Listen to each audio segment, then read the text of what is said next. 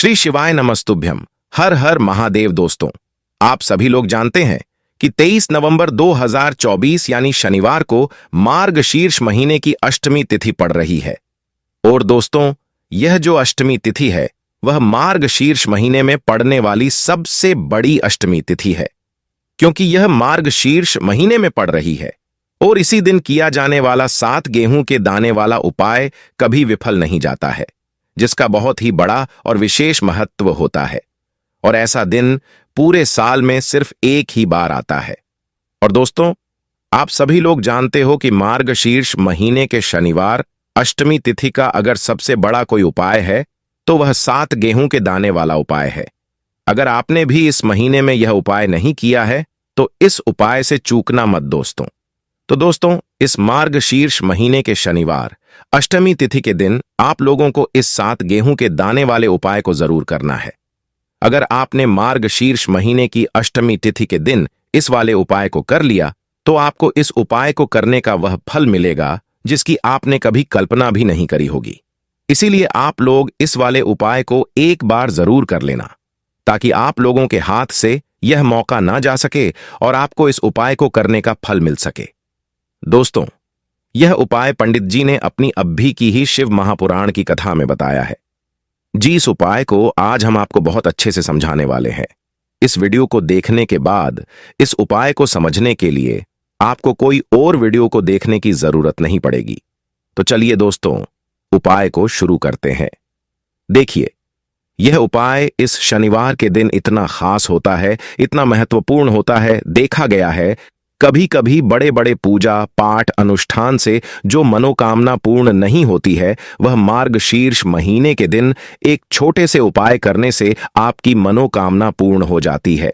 और बहुत सारे लोगों ने इस उपाय को किया भी है और उनको इस उपाय को करने का फल भी जरूर मिला है। अगर आप लोग भी इस उपाय को करना चाहते हैं तो आप इस उपाय को पहले अच्छे से समझ लेना, सुन लेना, उसके बाद करना। आपको इस उपाय का फल जरूर मिलेगा।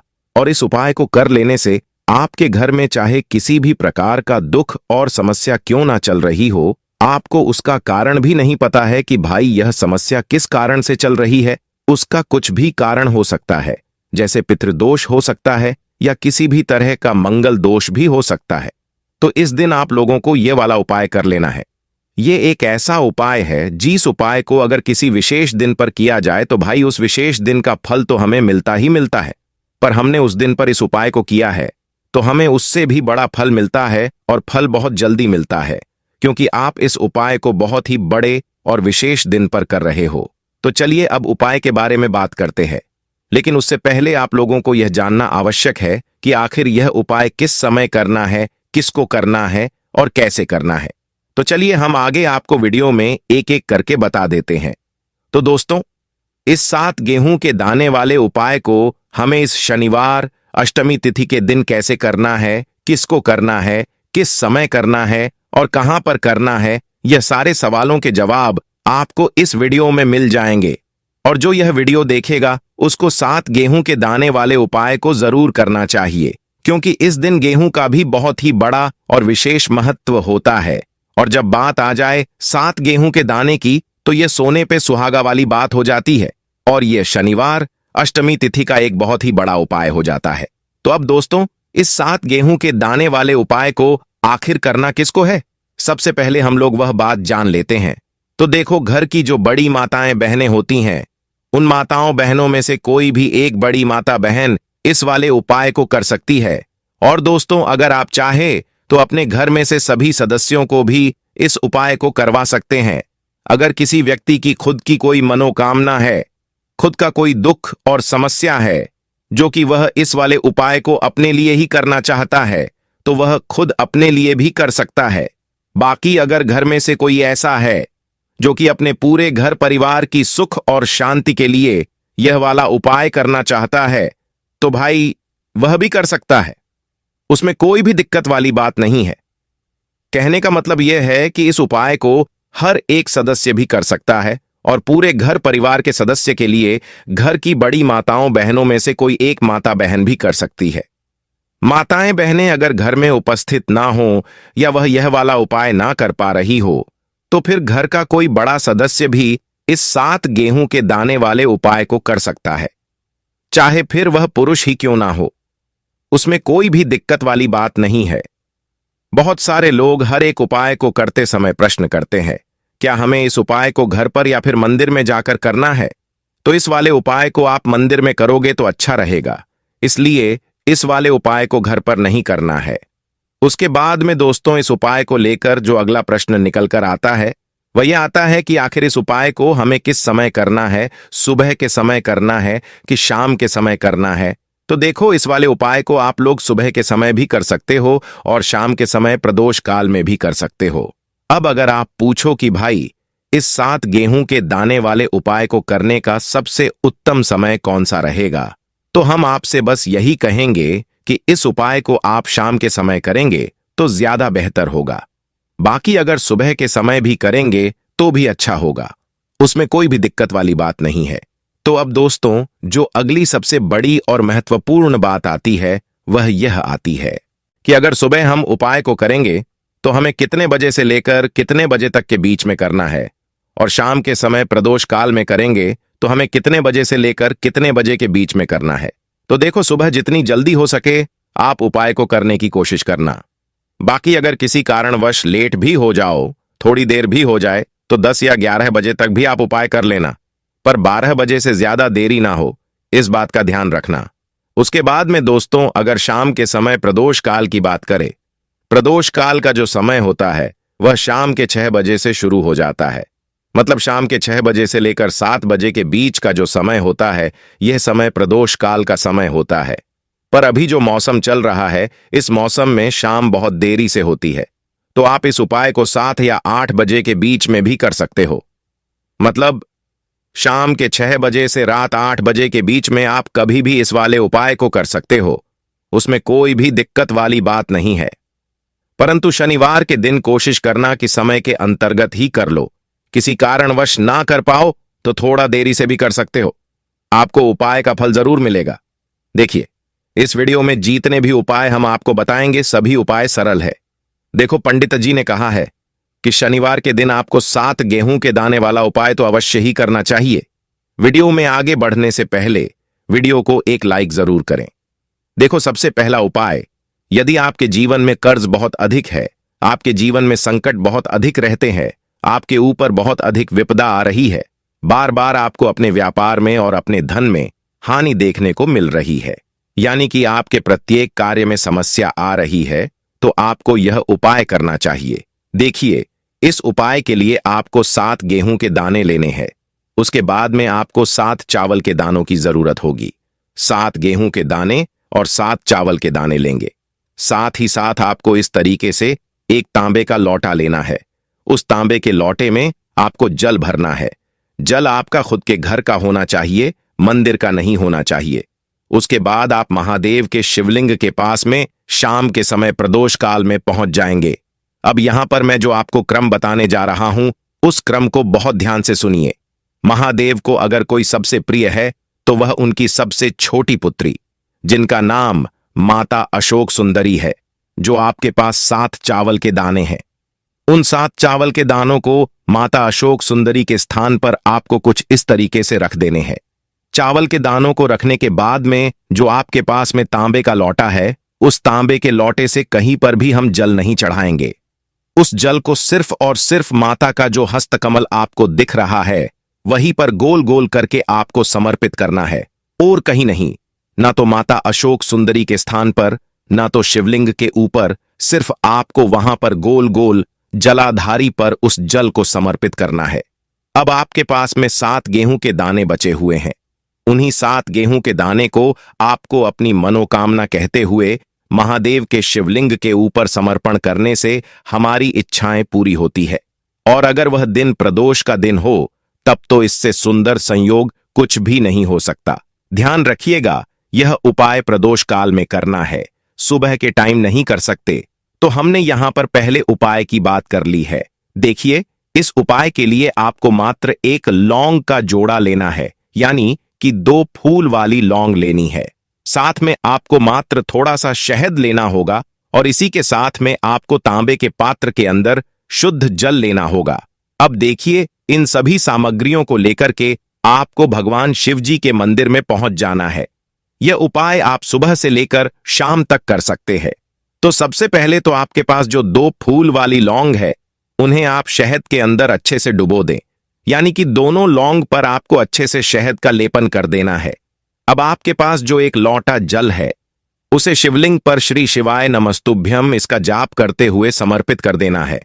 अब आपके पास जो 2 फूल वाली लौंग है, उसे आपको शिवलिंग पर अर्पित करनी है और आपको प्रार्थना करनी है कि जीवन में जो रोग की स्थिति है वह समाप्त हो, जीवन के जो संकट और समस्याएं हैं वह सभी समाप्त हो, जीवन से जो कर्ज की समस्या है वह समाप्त हो। इस प्रकार से प्रार्थना करते हुए यह शहद युक्त जो 2 फूल वाली लौंग है, इसे आपको शिवलिंग पर अर्पित कर देनी है। आपकी जो भी समस्या होगी इस शनिवार के दिन अवश्य ही समाप्त हो जाएगी। तो इस प्रकार से आपको पहला उपाय करना है। अब हम दूसरे उपाय के बारे में बात कर लेते हैं। देखो, यह उपाय आपके लिए सर्वश्रेष्ठ होने वाला है। इस उपाय के लिए आपको साबुत मात्र 5 हरे मूंग के दाने लेने हैं, खंडित नहीं होने चाहिए, इस बात का ध्यान रखें। और इसी के साथ में आपको एक तांबे के पात्र के अंदर अपने घर से शुद्ध जल ले लेना है। अब दोस्तों, इन सभी सामग्रियों को लेकर के आपको सीधे भगवान शिव जी के मंदिर पहुंच जाना है। इस उपाय को आप सुबह भी कर सकते हैं और शाम के समय में भी कर सकते हैं। देखिए, भगवान शिव जी के मंदिर में पहुंचने के बाद आपके पास जो 5 हरे मूंग है, उनमें से पहला जो हरा मूंग है, आपको शिवलिंग के सामने जो नंदी महाराज होते हैं और उनका जो पैर उठा हुआ होता है, वहां पर आपको पहला हरा मूंग समर्पित कर देना है और आपको ओम नमः शिवाय इसका जाप कर लेना है। फिर आपको दूसरा हरा मूंग लेना है और शिवलिंग पर जो श्री गणेश जी वाला स्थान होता है, वहां पर आपको यह दूसरा हरा मूंग समर्पित कर देना है। यानी कि शिवलिंग के सीधे तरफ आपको यह दूसरा हरा मूंग समर्पित करना है और फिर आपको ओम नमः शिवाय या फिर श्री गणेशाय नमः इसका जाप कर लेना है। फिर तीसरा हरा मूंग का दाना आपको भगवान शिव जी की सबसे प्रिय पुत्री माता अशोक सुंदरी वाले स्थान पर समर्पित करना होगा। शिव जी की जो जलाधारी होती है, जहां से जल बहकर के आता है, उसी जलाधारी के बीच में सांप की आकृति के रूप में जो उठी हुई लाइन होती है, वहीं पर आपको तीसरा हरा मूंग समर्पित करना है और फिर आपको ओम नमः शिवाय इसका जाप कर लेना है। अब दोस्तों, जो चौथा हरा मूंग का दाना है, उसे आपको शिवलिंग पर भगवान कार्तिकेय जी का जो स्थान होता है, वहां पर आपको समर्पित कर देना है और आपको ओम नमः शिवाय इसका जाप कर लेना है।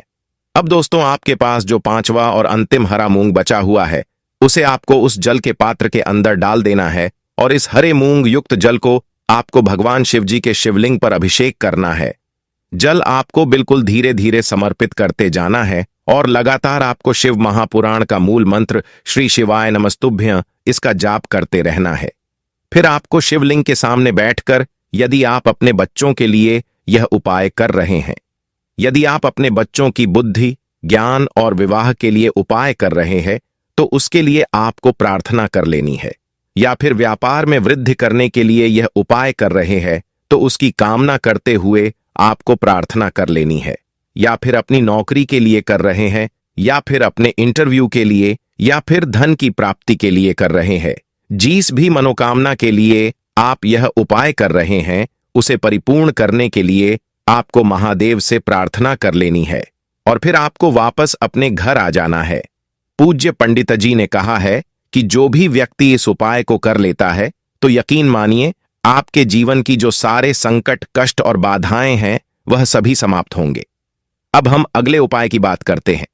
इस उपाय के लिए आपको एक दीपक लेना है। दीपक आप मिट्टी का भी ले सकते हैं और शुद्ध आटा मढ़कर उसका दीपक भी आप तैयार कर सकते हैं। दीपक के अंदर आपको गोल बाती और शुद्ध घी का प्रयोग करना है। इसी के साथ में आपको मात्र एक फूल वाली लौंग लेनी होगी। अब यह एक दीपक और एक फूल वाली लौंग लेकर के सीधा आपको बरगद के वृक्ष के वहां पर पहुंचना है। सबसे पहले तो आपके पास जो एक फूल वाली लौंग है, उसे आपको बरगद के वृक्ष की जड़ में समर्पित करना है। अगर आपके जीवन में कोई भी बड़ा संकट आने वाला है, कोई भी बड़ा कष्ट आने वाला है, तो वह इस उपाय के माध्यम से दूर होने वाला है। महादेव की विशेष कृपा रहेगी कि जो भी संकट आपके जीवन में आने वाला होगा, वह भी दूर हो जाएगा। तो आपको बरगद के वृक्ष की जड़ में एक लौंग समर्पित करनी है और वहीं पर आपको गोल बाती वाला दीपक जो आप लेकर गए हैं उसे भी वहां पर प्रज्वलित कर देना है। जब भी आपको जीवन में ऐसा लगने लगे कि आपके जीवन में कुछ भी अच्छा नहीं चल रहा है, तब आपको यह उपाय करना है। अब हम चौथे विशेष उपाय के बारे में जान लेते हैं। यदि आपके विवाह में कोई भी समस्या आ रही है, यदि आपका जो कर्ज है वह दिन पर दिन बढ़ते ही जा रहा है, तो आपको यह चमत्कारी उपाय करना चाहिए। कोई भी समस्या अगर जीवन में है तो उसे दूर करने के लिए आपको इस उपाय को करना चाहिए। मंगल दोष से जुड़ी हुई समस्या है, तब भी आपको यह उपाय करना चाहिए। देखिए, इस उपाय के लिए आपको एक तांबे के पात्र के अंदर अपने घर से शुद्ध जल लेना है और इसी के साथ में आपको एक चुटकी लाल चंदन लेना होगा। अब जो लाल चंदन आपने लिया है उसे आपको उस जल के पात्र के अंदर डाल देना है और यह जल आपको लाल चंदन से युक्त तैयार कर लेना है और यह लाल चंदन से युक्त जल आपको भगवान शिव जी के मंदिर में लेकर के पहुंचना है। यह उपाय भी आप सुबह से लेकर शाम तक कर सकते हैं। अब दोस्तों, यह जो लाल चंदन से युक्त जल है, इसे आपको भगवान शिव जी के शिवलिंग पर धीरे धीरे अर्पित कर देना है और आपको लगातार श्री शिवाय नमस्तुभ्यम इसका जाप करते रहना है। यदि आपके जीवन में विवाह से जुड़ी समस्या चल रही है तो आपको मंगलेश्वर महादेव का स्मरण करना है और जीवन में अधिक कर्ज की समस्या है तो आपको रणमुक्तेश्वर महादेव का स्मरण करना है। देखना, एक दिन आपकी सब तरह की समस्या जल्दी ही समाप्त हो जाएगी। तो इस प्रकार से आपको यह चौथा उपाय करना है। अब हम अंतिम और पांचवें उपाय के बारे में जान लेते हैं। यह जो उपाय है विशेषकर आपको हनुमान जी के वहां पर ही करना होगा। देखिए, जब भी आपको ऐसा लगने लगे कि आपके जीवन में जो कर्ज है वह समाप्त ही नहीं हो पा रहा है, दिन प्रतिदिन बढ़ते ही जा रहा है, कष्ट दिन प्रतिदिन बढ़ते ही जा रहे हैं, कष्ट समाप्त ही नहीं हो पा रहे हैं, यानी कि जीवन में जब भी कोई विपदा आती है, संकट आता है, तो हमें संकट मोचन हनुमान जी के मंदिर में जाना चाहिए। यह उपाय बहुत ही खास है। इस उपाय के लिए आपको एक चौमुख दीपक तैयार करना होगा। आपको एक दीपक लेना है, दीपक के अंदर 4 बाती लेनी है। बाती के लिए आपको कलावा का मौली वाला धागा आता है उसकी भी बना सकते हैं, या फिर सफेद रुई की जो बातियां आती है आप उनसे भी बना सकते हैं। अब आपको एक कटोरी सरसों का तेल लेना है और अब इस दीपक के अंदर आपको चमेली का तेल डालना या फिर जो आपने एक कटोरी में सरसों का तेल लिया है वह डालना है और इसी के साथ आपको मात्र एक फूल वाली लौंग भी लेनी है। अब जो यह दीपक और लौंग है, इन दोनों को लेकर आपको हनुमान जी के मंदिर पहुंचना है। सबसे पहले तो यह जो चौमुखी दीपक है इसे आपको हनुमान जी के सामने प्रज्वलित करना है।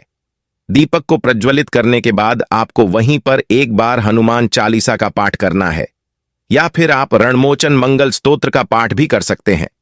अब आपके पास जो एक फूल वाली लौंग है उसे आपको अपने सीधे हाथ पर रखनी है और आपको हनुमान जी से प्रार्थना करनी है कि जीवन के जो भी संकट है, विपदा है, समस्या है, वह सब आपकी कृपा से दूर हो।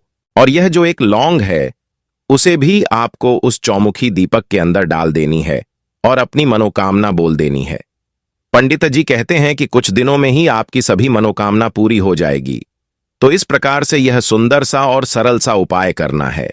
देखो, आज की वीडियो में हमने आपको जितने भी उपाय बताए हैं सभी उपाय बहुत ही सरल है जो आपको करने हैं। देखना, आपके जीवन के सारे संकट और कष्ट दूर होंगे। और पंडित जी ने कहा है कि शनिवार के दिन आपको चौमुख दीपक वाले उपाय को अवश्य ही करना चाहिए। इससे आपके जीवन से चारों तरफ से आने वाले संकट दूर हो जाएंगे। तो दोस्तों, आज के इस वीडियो में हमने आपको 5 महाउपाय बताए हैं। जो भी आपको आसान लगे वह आप कर सकते हैं। उपाय को करते समय किसी भी प्रकार की गलती ना करें। अगर आपको हमारी वीडियो पसंद आई हो तो वीडियो को लाइक और चैनल को सब्सक्राइब जरूर करें। हर हर महादेव। ओम नमः शिवाय।